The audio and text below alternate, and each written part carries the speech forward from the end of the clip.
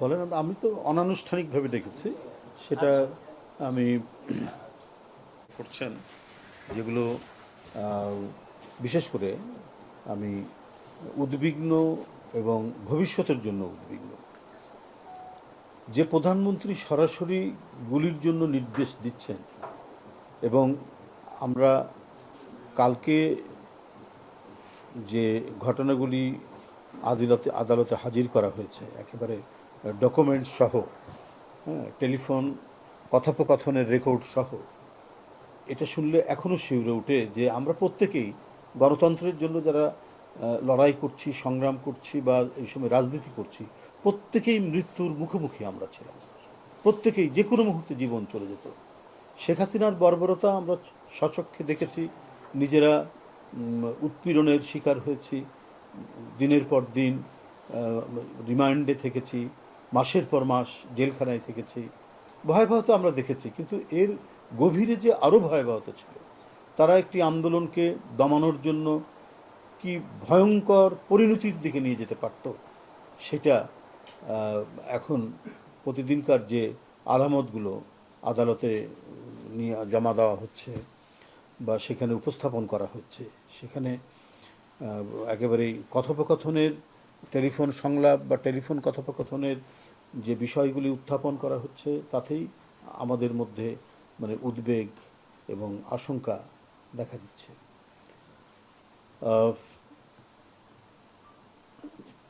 যদি এই ফ্যাসিবাদী শক্তির যার পতন হয়েছে 5ই আগস্টে, তার যদি পুনরুত্থান ঘটে, তাহলে আন্দোলনকামী মানুষ, গণতন্ত্রকামী মানুষের কি ভয়ঙ্কর পরিণতি ভোগ করতে হবে, সেটা চিন্তা করেই শরীরের লোম শিহরে ওঠে। যে হেলিকপ্টার থেকে গুলির নির্দেশ দিচ্ছেন, যত সরকারি ভবনে আগুন জ্বলছে, তারপরে মেট্রো রেলে যে আগুন দেওয়া হয়েছে, সব শেখ হাসিনার নির্দেশে, তার মানে কথোপকথনের মধ্যে দিয়ে সেটা বেরিয়ে আসছে, সত্য বেরিয়ে আসছে। অথচ দ্রুত এগুলোর বিরুদ্ধে, মানে এই সমস্ত ঘটনার, নাশকতার ঘটনায় মানে বিরোধী দলের উপর, আন্দোলনকামী মানুষদের উপর চাপিয়ে দিয়েছেন। আমিও মেট্রো রেল পোড়ানোর মামলার একজন আসামি, আমি সহ আরও যারা অনেক নেতৃবৃন্দ ছিলেন, নজরুল ইসলাম খান সহ আরও যারা সেদিন গ্রেপ্তার হয়েছেন আমার পরপরই, তাদের নামে দেওয়া হয়েছে, আরও অনেক ছাত্র যুবনেতার নামে দেওয়া হয়েছে।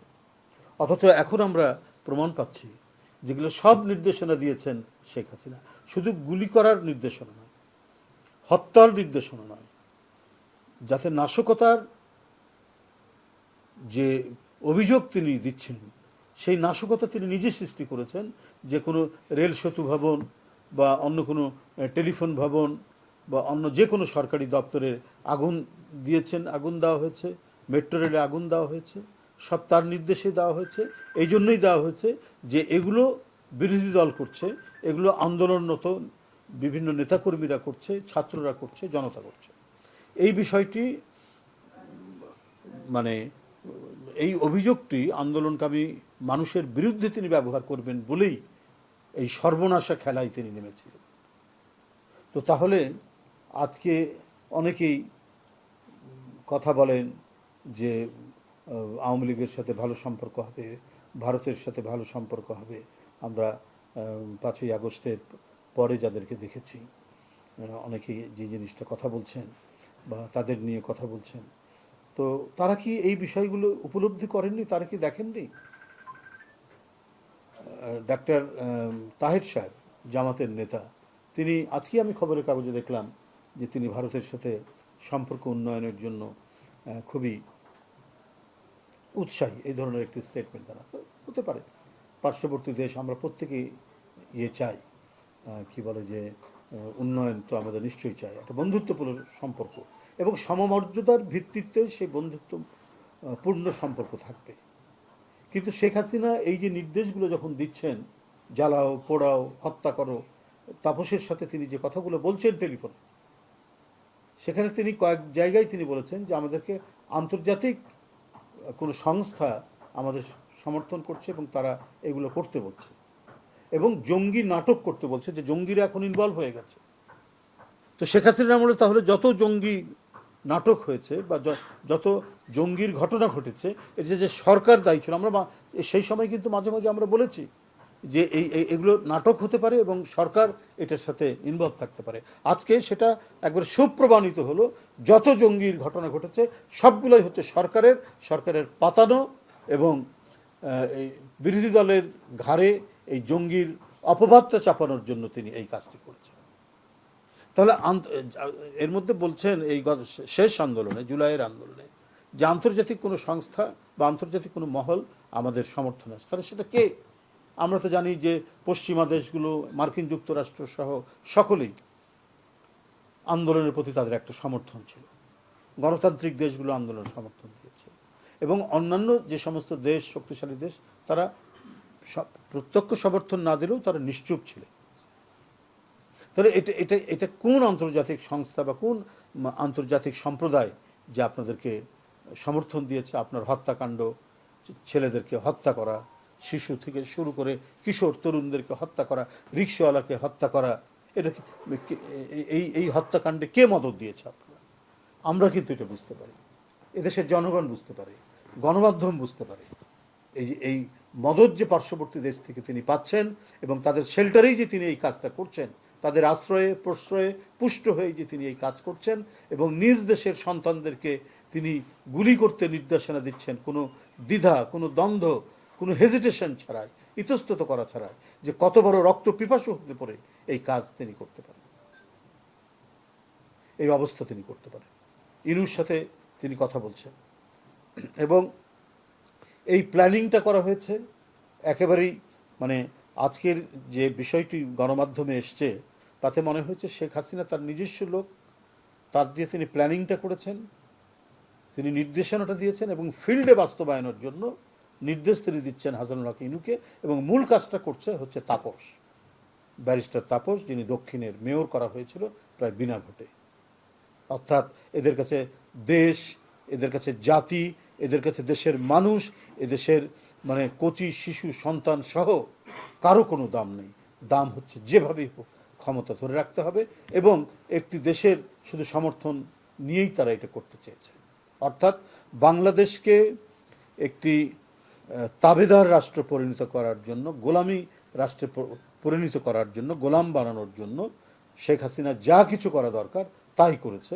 এবং যারা কণ্ঠের আওয়াজ তুলেছেন, যারা প্রতিবাদ করতে চেয়েছেন, যারা গণতন্ত্র ফেরাতে চেয়েছেন এবং গণতন্ত্র ফেরানোকেই মনে করেছেন এইটা বোধহয় একটি দেশের স্বার্থের পরিপন্থী হবে, এই কারণেই নির্বিচারে গুলি করার নির্দেশ দিয়েছেন।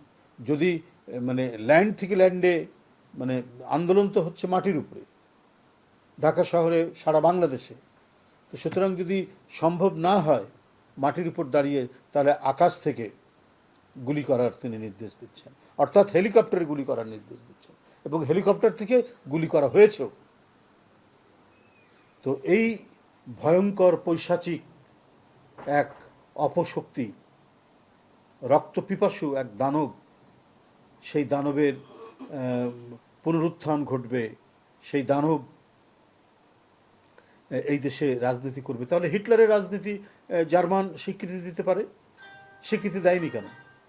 হিটলারের নাৎসি দলকে সেখানে নিষিদ্ধ করা হয়েছে কেন?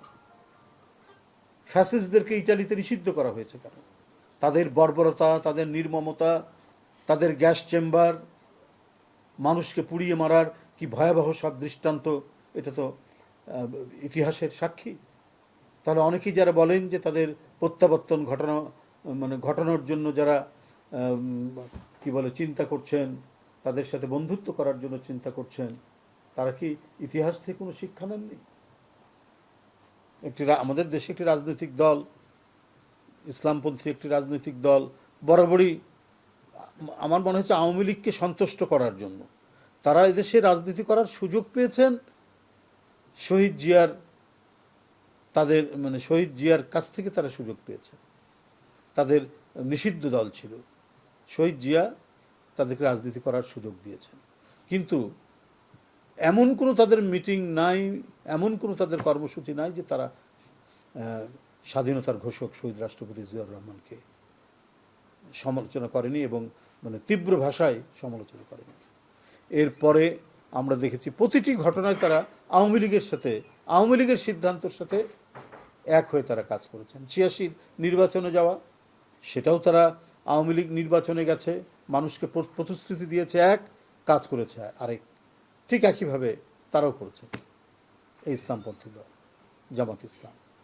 এরপরে আমরা দেখেছি সে ভয়ঙ্কর তত্ত্বাবধায়ক সরকার বিরোধী করলেন, মানে আন্দোলন করলেন তত্ত্বাবধায়ক প্রতিষ্ঠার জন্য। সে আন্দোলনও তারা যারা উপরাও আওয়ামী লীগের সাথেই করলেন এবং বিভিন্ন জায়গায় তারা হত্যাও করেছেন। রাজশাহী ইউনিভার্সিটির ছাত্র টিটো, তাকে শিবির গুলি করে হত্যা করেছে। আপনার ৯৫-৯৬ তারা যে আন্দোলন করেছে, এটা তো ভুলে যাওয়ার কথা নয়। তো এই সমস্ত ঘটনা আমরা জানি, আমরা প্রায় দেখেছি প্রতিটা ঘটনায়। এবং ২০০৮ সালের নির্বাচনে যাওয়া, ম্যাডাম যেতে চাননি, তাদের নেতারা বাধ্য করেছিল সেদিন, তারা না হলে ইন্ডিভিজুয়ালি করবে।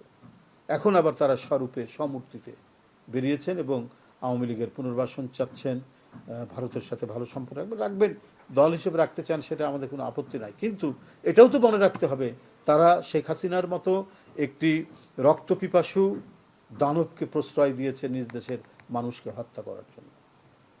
এটাও তো আমাদেরকে রাখতে হবে। তো যাই হোক, আমার কথা হলো যে কখনোই আর কোনো রক্তপিপাসু, গণতন্ত্র ধ্বংসকারী এবং নিজের দেশের সন্তানদেরকে যে হত্যা করে ক্ষমতাকে চিরতরে আঁকড়ে রাখার যার বাসনা ছিল, এই ধরনের বাংলাদেশি মডেলের যে ফ্যাসিবাদ কায়েম করেছিলেন শেখ হাসিনা, সেই ফ্যাসিবাদের পুনরুত্থান বা পুনর্জাগরণের কোনো সুযোগ বাংলাদেশে নেই। এদেশের মানুষ মধ্যপন্থী, এদেশের মানুষ মানে ধর্মভীরু কিন্তু মধ্যপন্থী, এদেশের মানুষ গণতন্ত্রপ্রিয় মানুষ।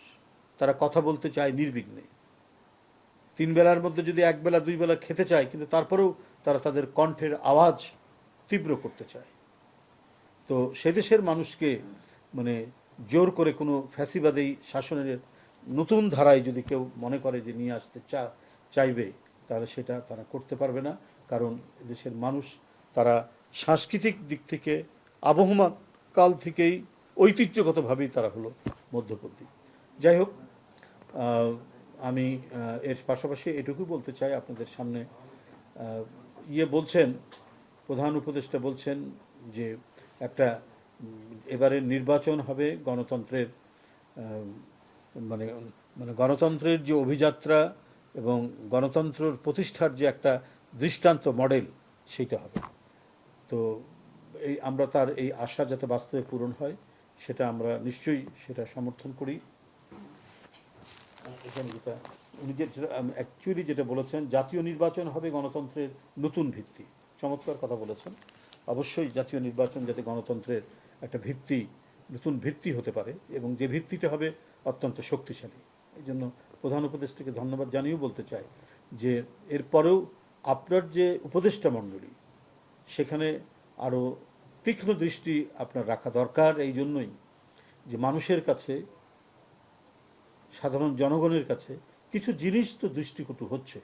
আপনার 2-1 উপদেষ্টা বা কর্মকর্তারা কেন জানি মনে হচ্ছে তারা এই সরকারের যে নিরপেক্ষতা, এই নিরপেক্ষতাকে তারা চ্যালেঞ্জ করছেন। আজকেও গণমাধ্যমে যেটা আসছে, একজন উপদেষ্টা যিনি সজীব ভূঁইয়া তার নাম, তার এলাকায় মানে অন্যান্য অনুন্নত এলাকার চাইতে সবচেয়ে বেশি সেখানে বরাদ্দ দিচ্ছে, প্রায় ২৫০০ কোটি টাকার মতো আমরা বেশি বরাদ্দ নিচ্ছে প্রত্যেক জেলার জন্য যেটা বরাদ্দ। এটা তো একটা বৈষম্যমূলক বিষয়। তিনি উপদেষ্টা বলেই তার জেলাতে বা তার এলাকায় এই জিনিসটা তিনি করবেন, এটা কি তিনি এখন থেকেই মানে অন্তর্বর্তীকালীন সরকারে থাকার যে সুযোগ, সেই সুযোগটাকে ব্যবহার করে তিনি নিজের সুবিধা অর্জনের জন্য, নিজে যাতে ভবিষ্যতে এমপি হতে পারেন সেই জন্য এই বরাদ্দগুলো নিচ্ছেন? এবং মন্ত্রী পরিষদের সচিব, ক্যাবিনেট সেক্রেটারি, তিনি তো ব্যুরোক্র্যাট, তিনি তো সরকারের একজন আমলা। তিনি সুচারুরূপে সারা বাংলাদেশে যাতে মানে ইকুয়াল ডিস্ট্রিবিউশন হয় ন্যাশনাল ওয়েলথের, জাতীয় যে সম্পদ, সরকার যে সম্পদ ব্যবহার করতে পারে, তার যাতে ইকুয়াল ডিস্ট্রিবিউশন হয়। কিন্তু মন্ত্রী পরিষদের সচিব হওয়ার এই ক্ষমতাকে ব্যবহার করে এই ক্ষমতাকে ব্যবহার করে তিনি তার এলাকায় সাতক্ষীরায় কয়েকগুলি, সেটাও প্রায় 2,500 2,500 কোটি টাকার মতো আমি যতটুকু দেখেছি তিনি সেটা বরাদ্দ নিচ্ছেন। তো এটা কি করে হয়? একটা সরকার যখন বিদ্যমান কার্যক্রম করে সেখানে 2-1টি জেলায় অতিরিক্ত বরাদ্দ হবে, অতিরিক্ত কাজ হবে, রাস্তাঘাট, কালভার্ট, আর ওর চাইতেও ওই সমস্ত জেলার চাইতেও যেগুলো অনুন্নত জেলা, যেখানে অত্যন্ত প্রয়োজন সরকারি টাকা বরাদ্দের, সেইখানে কোনো টাকা বরাদ্দ তারা পাচ্ছে না। তো এটা তো যে বৈষম্যের বিরুদ্ধে গণ আন্দোলন তৈরি হলো জুলাই আগস্টে, সেইখানে একটি অন্তর্বর্তীকালীন সরকার, অবশ্যই এটি নিরপেক্ষ সরকার, কারণ এই সরকার নির্বাচনে অংশগ্রহণ করবে না, তার নিরপেক্ষতা দিয়ে আগামী নির্বাচন তিনি নিশ্চিত করবেন। তো সেখানে সেই সরকারের একজন প্রধান ব্যুরোক্র্যাট, একজন আমলা এবং একজন উপদেষ্টা কি করে নিজ জেলায় এত হাজার কোটি টাকা বরাদ্দ নিয়ে কাজ করাতে পারেন, এটার উদ্দেশ্য মানুষ সাধারণভাবে নিচ্ছে না, যে একটা অসৎ উদ্দেশ্য নিয়ে তারা কাজ করছেন। আমরা শুনেছি যে ক্যাবিনেট সচিব একটি বিশেষ রাজনৈতিক দলের প্রতি তিনি অনুগত, হয়তো তার রিটায়ারমেন্ট নিয়ে হয়তো নির্বাচন করতে চান, কিন্তু সারা দেশকে বঞ্চিত রেখে তিনি ক্যাবিনেট সচিবের পদমর্যাদা ব্যবহার করে তার নিজ এলাকায় উন্নয়নের জন্য অতিরিক্ত সরকারি বরাদ্দ নেওয়া, এটা সম্পূর্ণরূপে নীতি এবং নৈতিকতার পরিপন্থী। এবং উপদেষ্টা সাহেবও যেটি করছেন, একটি অন্তর্বর্তীকালীন নিরপেক্ষ সরকারের যে দৃষ্টিভঙ্গি এবং যেভাবে কাজ হওয়া উচিত, ইকুয়াল যে কাজটা হওয়া যদি উচিত, মানে সমান যে কাজটা হওয়া উচিত, সেইটা না করে নিজের পাতে অতিরিক্ত ঝোল ঢালা, এটা এদেশের মানুষ কাছে একটা বড় প্রশ্ন হয়ে থাকবে। এটা সঠিক কাজ নয় বলে আমি মনে করি। গতকাল একটি গবেষণা সংস্থার জরিপ নিয়ে গণমাধ্যমে বেশ আলোচনা হয়েছে যে করতে চায় না, বিভিন্ন সংগঠন বিভিন্নভাবে গবেষণা করতে পারে, তবে বস্তুনিষ্ঠতা নিয়ে অনেক সময় প্রশ্ন দেখা দিয়েছে। এর আগেও আমরা দেখেছি নানা গবেষণায় নানা ধরনের ফলাফল, কিন্তু বাস্তবে সেটা হয়েছে ভিন্ন ধরনের। তো আমি মনে করি যে আরও সময় যাক, বিভিন্ন আরও যে সমস্ত গবেষণামূলক প্রতিষ্ঠান আছে তারা কি ধরনের তাদের গবেষণার ফলাফল মানে আসছে, সবগুলো মিলিয়ে তখন আমরা সেটা বিবেচনা করব। আর আমরা তো ধ্বংসপ্রাপ্ত গণতন্ত্রের উপর আবার গণতন্ত্রের পথে হাঁটছি, যে এই বিষয়গুলো আরেকটু ম্যাচিউরড হওয়া দরকার। কারণ আমরা বহু গবেষণা প্রতিষ্ঠানকে দেখেছি অত্যন্ত দলমন্য, এবং তাদের ভিতরে যারা কাজ করেন অনেকে, তারা কোনো না কোনো দলীয় এজেন্ডা নিয়ে কাজ করেন। আমরা আওয়ামী লীগের সময় দেখেছি ওই যে কি কলিমুল্লাহ, কি নাম কি জানো, নাজমুল হাসান কলিমুল্লাহরা, তাদের ওই সমস্ত কি জানি পপ এগুলো নিয়ে এই ধরনের কাজ করে তারা বিভ্রান্তি তৈরি করেছে, এবং জনগণের মধ্যে এই সমস্ত সংগঠনগুলোর প্রতি আস্থা একেবারেই নাই, কারণ তারা দলীয় এজেন্ডা নিয়ে কাজ করত।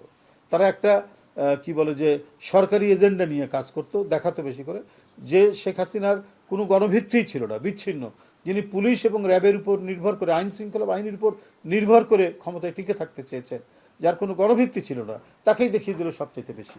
কারণ এইটা করতে পারলে তার সংগঠনের মধ্যে দিয়ে তিনি ভালো পদ পদবি পাবেন, এবং পেয়েছিল। বেগম রোকেয়া বিশ্ববিদ্যালয়ের ভাইস চ্যান্সেলর হয়েছেন নাজমুল হাসান কলিমুল্লাহ, তারা এই পদ পদবি পাওয়ার জন্য এই সমস্ত কাজগুলো করেন।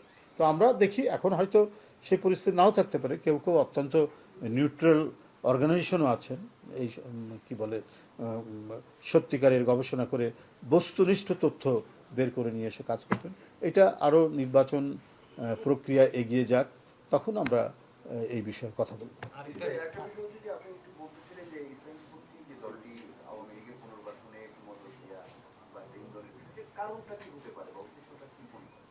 সেইটা আমি একেবারে ভেতরকার কারণ তো ওইভাবে বলতে পারবো না, কিন্তু বড় দাগে যদি আমি দেখি, সাদা চোখে যদি আমরা দেখি, তাহলে বুঝবো যে হয়তো ওই যে আমি যেটা আগেই বুঝি, নিজেদের পাতে ঝোল ঢালা, তাদের ভোটগুলো তারা সংগ্রহ করতে পারে কিনা, তাদের দিকে নিয়ে আসা যায় কিনা, এই জন্যই আসছে।